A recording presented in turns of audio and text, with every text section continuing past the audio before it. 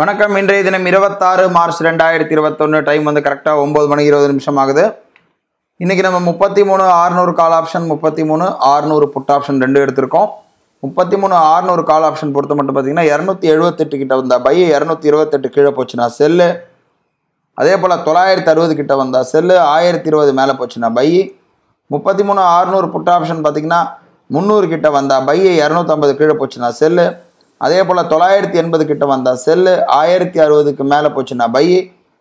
So இன்றைக்கி scalping எதுவும் எடுக்கல, இப்போதைக்கு ட்ரெண்ட் எதுவும் ஃபார்ம் ஆகலை, வெயிட் பண்ணி பார்த்துட்டு எடுக்கலாம். டைம் பார்த்தீங்கன்னா 9:40 ஆகுது. இப்போ நான் கவனிக்கவே இல்லை, இன்றைக்கி வந்து குவார்ட்டர்லி பே அவுட் வந்து இன்றைக்கி ரிலீஸ் பண்ணியிருக்காங்க போல், அதனால் பே அவுட் போட்டிருக்காங்க ஆட்டோமேட்டிக்காக அலைஸ்லேருந்து இன்றைக்கி எனக்கு. ஸோ இன்றைக்கி வந்து ஒன்றுமே காட்ட மாட்டேங்குது, ஏன்னா நம்ம ஜென்ரலாக நமக்கு காட்டும், நமக்கு இன்றைக்கி பார்த்தீங்கன்னா எதுவும் காட்டலை. நானும் இப்போ தான் பார்க்குறேன்.